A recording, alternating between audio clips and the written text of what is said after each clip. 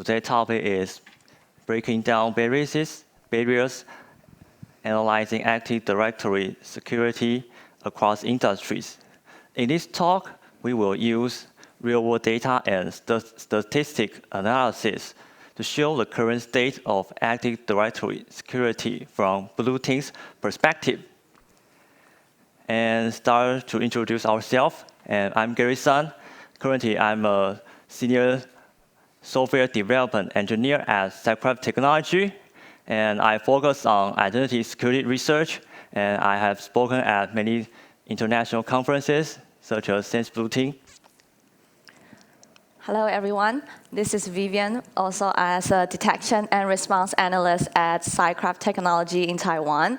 So I'm usually responsible for the incident investigations or the AD architecture consulting. And this is my first cybersecurity conference as a speaker. Thanks, Vivian. And it is still be clear, so you can take a picture if you want. Okay. AD is a powerful identity provider. It lets IT administrators can manage lots of users and computers. They can deploy software easily, and so can attackers deploy ransomware.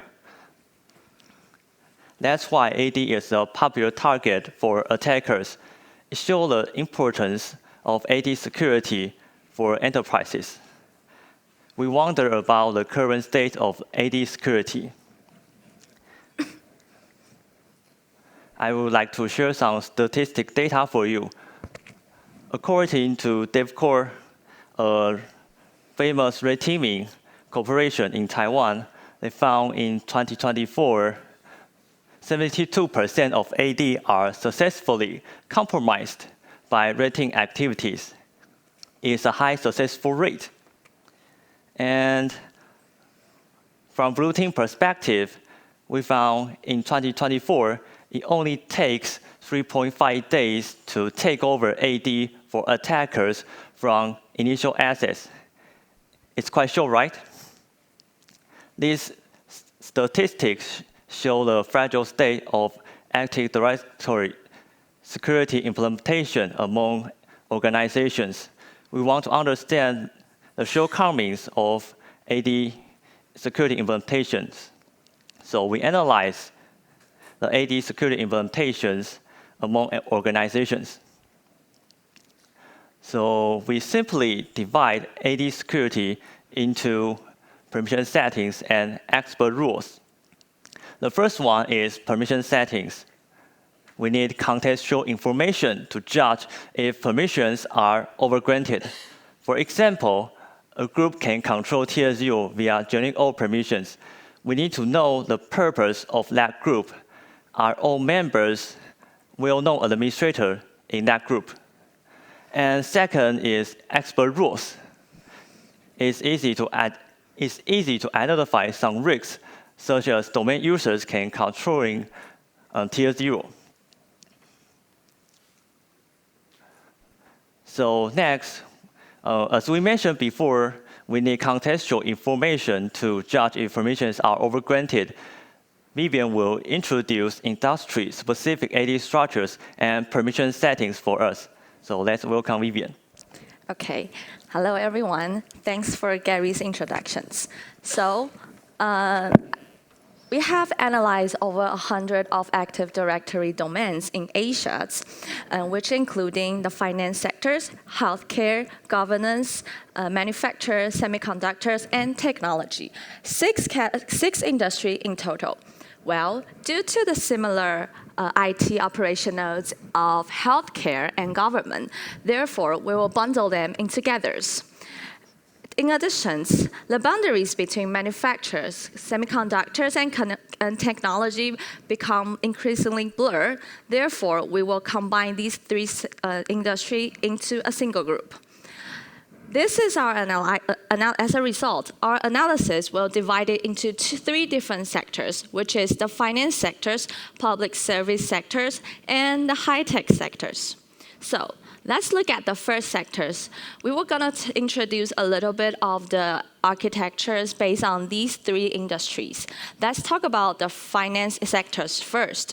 Many financial institutions adopt a segmented structures where the business unit operates independently and manage their own IT systems or services. However, in some cases, we find that all the BUs are under a shared domain. For instance, they will separate the securities account, bank company, insurance company, divided them into the organizational units and enforce their own group policy objects or their IT operations or the system or services. However, due to this under the shared domain, if they have some of the BU, some of the OU or the configuration that need to be bundled together, what kind of things will occur? Well, the IT personnel will be aware of such riskiness, but it is really hard for them to make change without affecting other business units. That which we'll call more segmented SS management. Another common trait is the top-down SS governance, is that all the business units will inherit from the domain configurations from the parent company, such as the financial holding group. This will lack visibility at the business unit levels, and also the IT personnel don't even know why the configuration is being set up. Next, we're going to talk about the public services. The public services, the first is the segmented SS management. In this setup, each subunit or agency, for example, the North Agency, South Agency, or the East Agency, they can maintain their own IT personnel and enforce their own SS control policy. Through this allow the autonomy of each agency, well, it has resulted in fragmented oversight of the whole organizations. The second is the presence of extensive third-party involvement. Okay, see. In the public services, actually, many operations heavily rely on the external vendors. So they will require these third-party users integrating them into their internal systems or services, such as the help desk or the exchange vendors. Therefore, these kind of users, the third-party user, will be elevated a really high privilege for them to access the governance or the public sector's internal services or systems. The last one will be like the high-tech sectors. We're going to introduce a little bit of high-tech sectors. First of all is that these sectors, they have higher cybersecurity awareness than the others, which that they will grant, instead of granting them the general permissions, they will try to follow the principle of least privilege and grant the explicit permissions to the needs that they actually fitted their IT operational and minimize the overall risk of the domain. And the second one is that under our observations, that we found out that they will deploy the pre-validations for their systems or the services before deploying them into their production domain. However, due to the characteristic of these sectors, as organization group grows in size, we found out that it becomes increasingly complex and disorganized, since that these sectors may have hundreds of departments that will be separated as organizational units and may enforce their own group policy object or even security group. Therefore, after introducing a little bit of characteristic of each industry, now we're going to look more deeper of their permission settings. So in these sections, we're going to introduce in two perspectives. One is the graph perspective, and then we will dip down to the permission perspective. So how many tier 0 can be controlled by a security group, users, or computers? We observed that the non-admin identity may indirectly control almost 2.4 tier 0 assets in average. And this kind of non-admin identity, we will call them shadow admin account. So through our analysis, we identified that the number of shadow admin accounts within the organization is actually 3.5 times higher than we expected. In the practical terms, it's that if there are 20 recognized administrators in your environments or in your AD domains, it probably have around like 70 identities, non-admin identities that with indirect control over the tier 0 assets. And this is all due to the permission configurations. So let's see. This is the real case that we actually serve for the customer. And let's take a look at this tier 0 graph. Which assets should we check it first? It's quite complicated, right? Well, we provide a statistical insight for you to evaluate the corporation's environments. Let's put it simple. This is a really common tier 0 attack graph in the AD environment that simply, like lots of security group, they may able to control the group policy. And this group policy is applied to the organizational units. Quite simple, right? Mostly, organizations have these such configurations in their environments. So we will split it in two perspectives. The first aspect is the outbound nodes, and the second one is the inbound nodes. Let's look at what the outbound node is. It refers to how many nodes that an identity can access. And we discovered that a node can access around 5.2 nodes in average. To put it as an example, a security group may control like 5.2 security group or computers or even GPO, as long as the domain object. Let's look at another side, the inbound nodes. So the inbound nodes refers to how many nodes can access. And we found out that around 2.6 nodes can control to the node. In operational reality, they might have 2 or 3 GPO that is applied to a specific or single OU, or 2 or 3 domain users that may able to control the domain controllers or the computers. So, in these sections, we have a little bit highlight over here.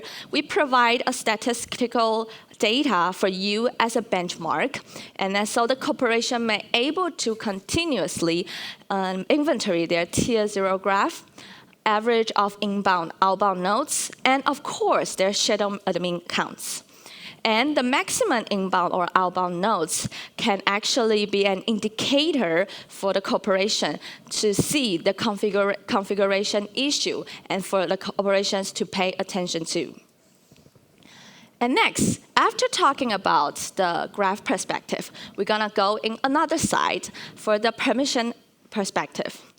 So these are the statistics of commonly used permissions within the organization, and we classify them into 2 categories. First is the general usage, and the second is the explicit usage. So the general usage refers to a permission not tied to a clearly usage scenario, still granting broad access once it assigned.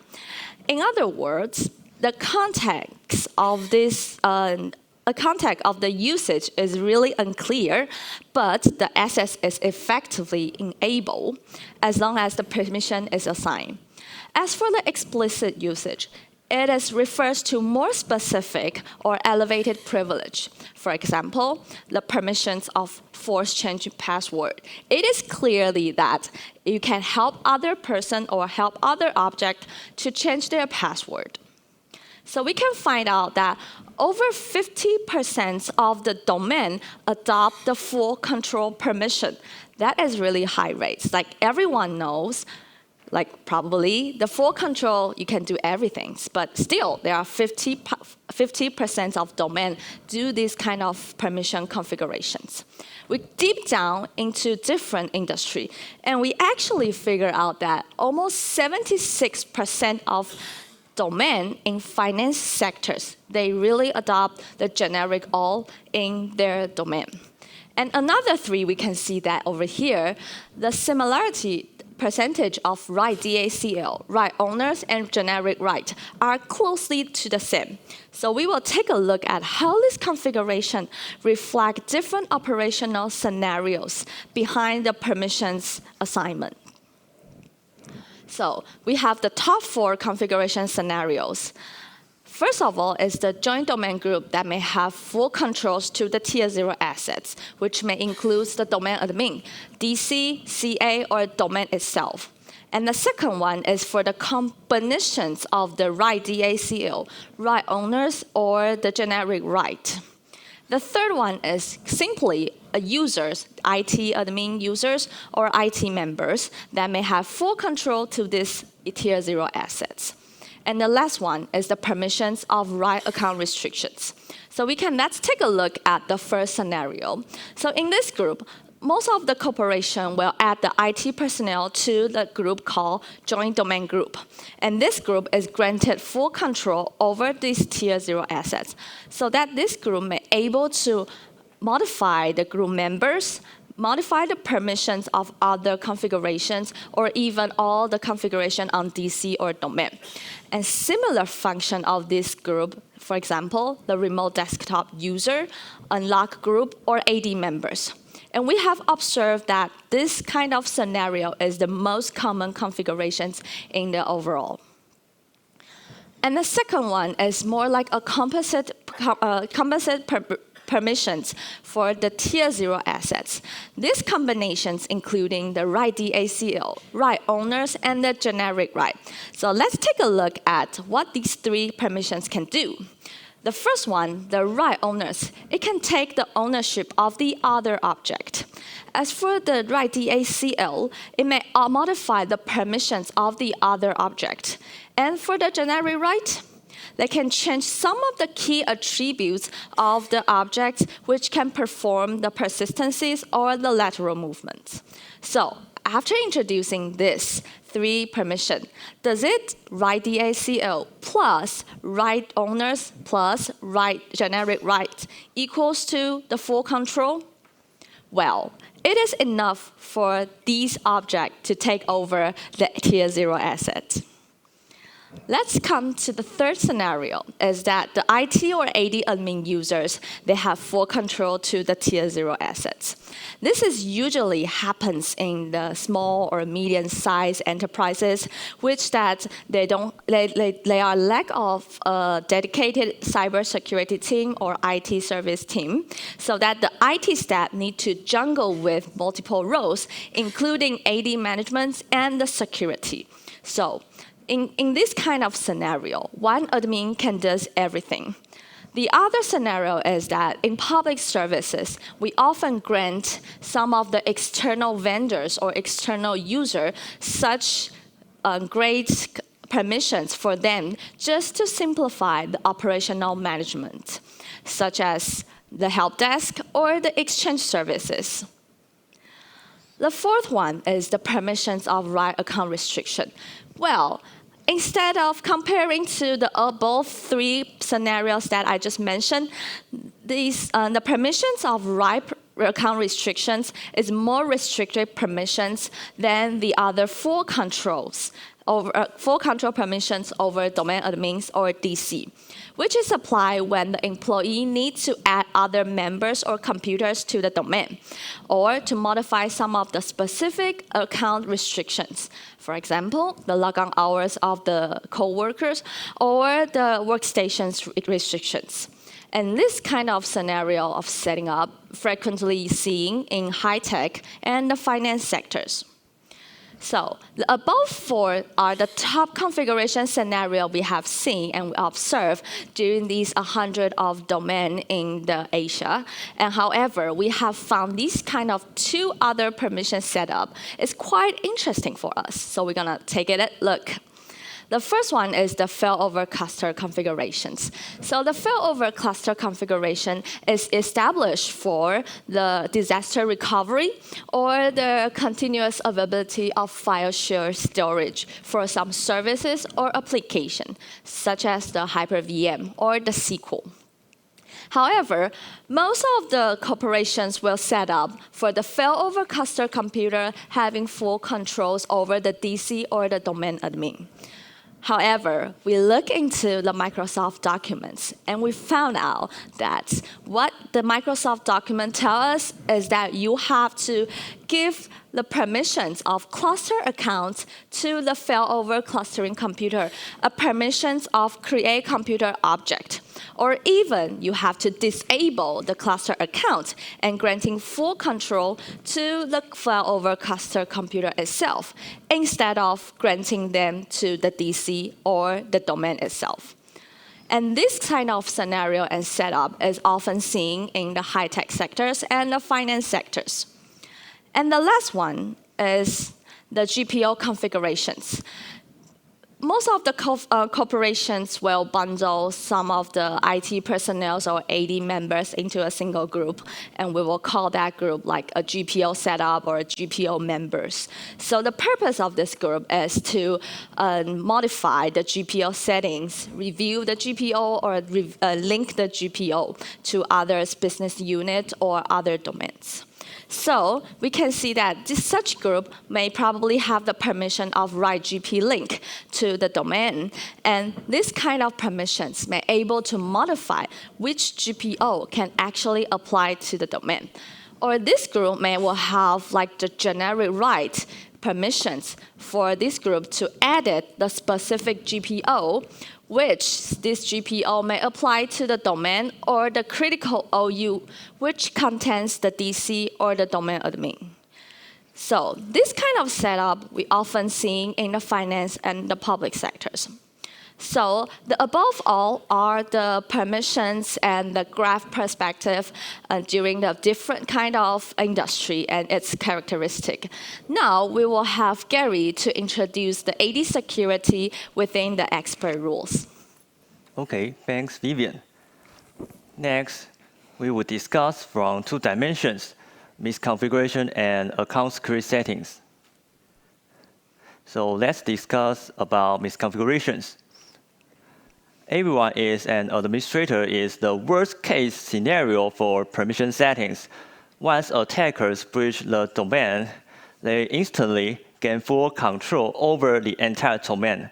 So let's guess, what percentage of domains have everyone as an administrator? Anyone want to guess?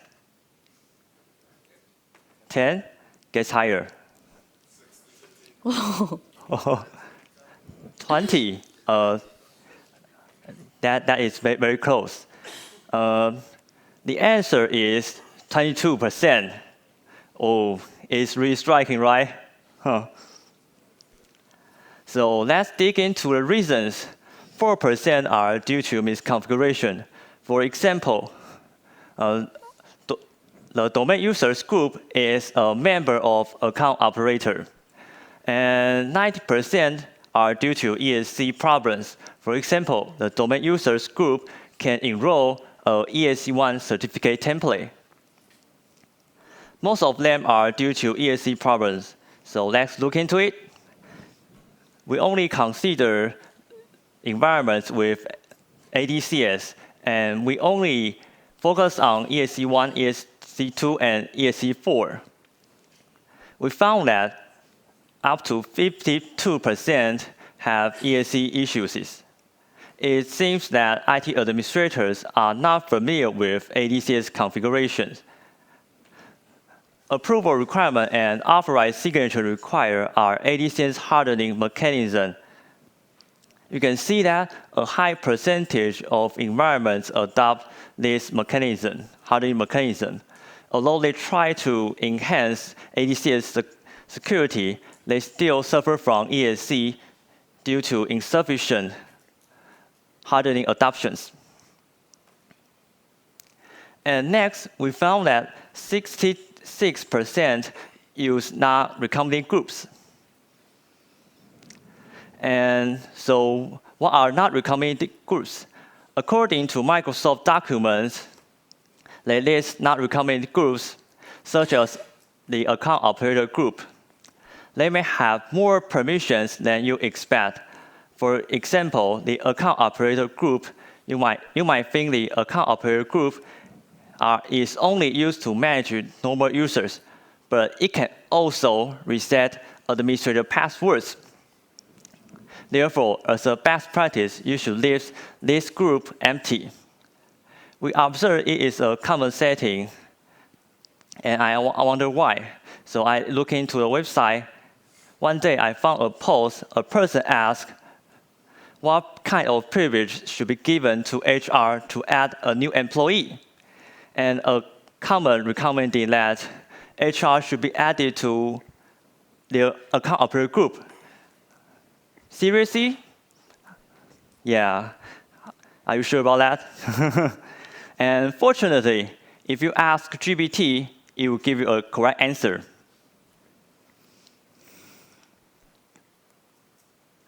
And next, we found 83% use users on computers.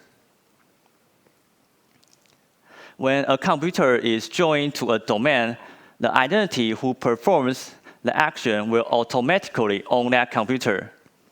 The computer owners can add shadow credentials or resource-based constraint delegation.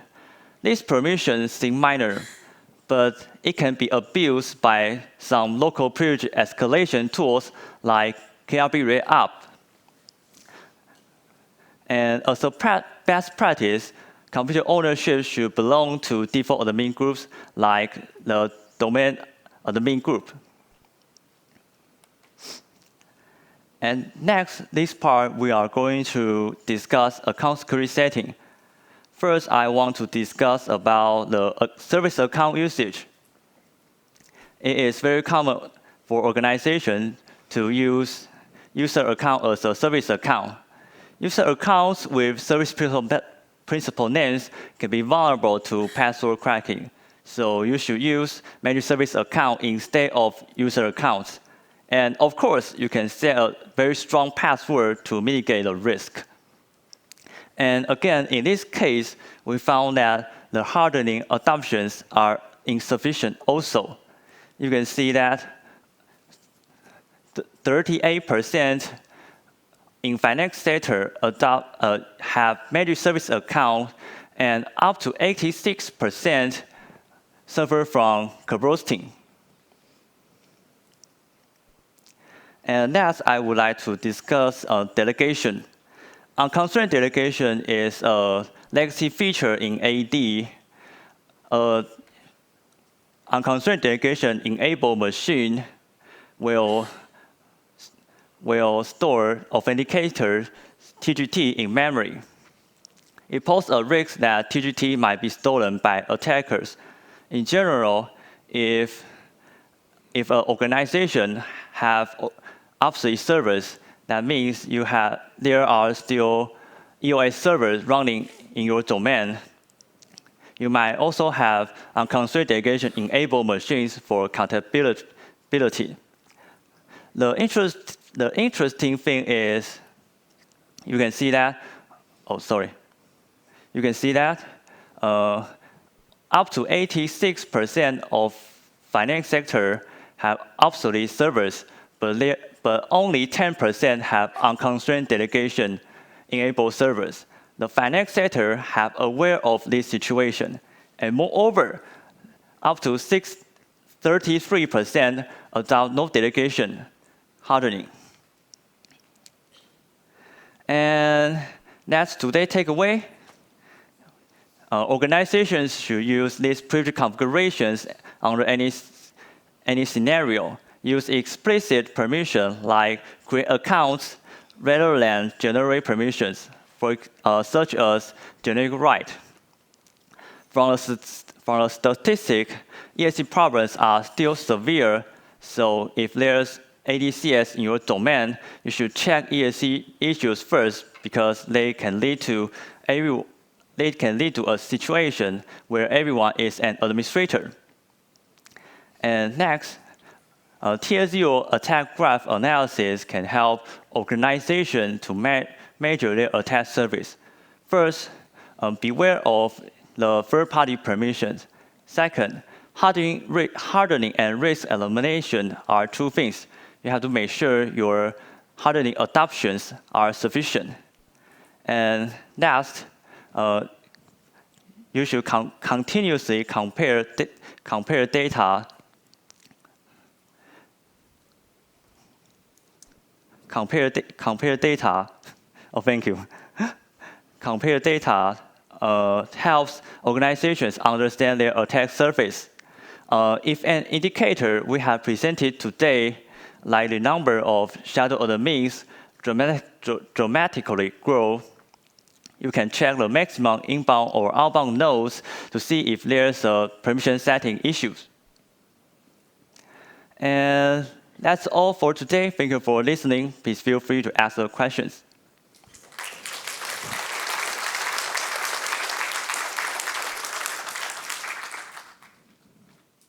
Okay, do you have any question?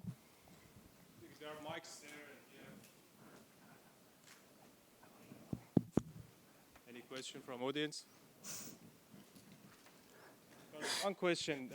Regarding to those misconfiguration that you mentioned, what was the most highest type of misconfiguration you saw in your analysis?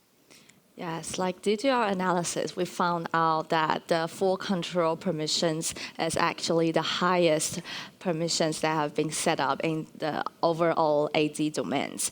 Even though most of the corporations know full controls can do everything to the tier 0 assets, they still granted the IT personnel or the AD administrators, AD members, AD team, they will just grant this kind of such permissions to the security group or to the users itself.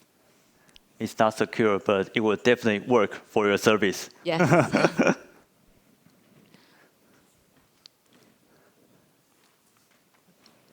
I have a question. Yes. From all of these 100 AD environments, are all of them on-prem, are they cloud, or are they hybrid? And a follow-up on that, do you see any difference between those that are cloud native and those that are on-prem? Oh, yeah. So over these hundreds of AD domain is on-premises. Yes. So we actually, because our companies actually doing the AD scanners, and so that we collect all these informations from the customers, and then we do the statistic and to share these informations to the audience. Yeah. And follow up on that, do you have any experience with the cloud environment, and are there any significant differences between the on-prem and the cloud? Yes, the fact is that with this industry that we have evaluated currently, is they are actually moving the on-premise AD environments to the Entra ID, so that they have doing the hybrid architectures in both. But mainly we found out that some of the corporations will do the sync identity, so that if the users in the on-premises users with the administrator privilege, they will actually also grant these users a same higher a privilege in their Entra ID environments. And such hybrid architectures in the corporation environment may cause the attack or the abuse or compromise from the local to the cloud. So that's some of the next step that we're gonna focusing on. Thank you. No problems. Hi. Thank you for presentation. I have a question regarding the tooling. In order to audit these 100 ADs, did you use any tools to automate the auditing process or this? And also, additionally, could you suggest anything for continuous inventory monitoring? Yes. So the tools that we do the auditing of these 100 over domain is actually invented from our own companies. So we do this kind of services for our customers, and we just collect all these data together. And besides, as for the second part is we continuous inventory the tier 0 assets, and of course the inbound, outbound nodes. These kind of statistical data provide to you is for you as a benchmark, so that you will notice that what other people or how other organization will do, and then to evaluate your self-organizations. And if you want to monitor your domain continuously, you can also use open source tools like Bloodhound or Bluehound, and they provide some expert rules for you to examine the number of like example. They will show something like shadow or mix, or how many users can control TSU, something like that. You can discover by some open source tools. Yes.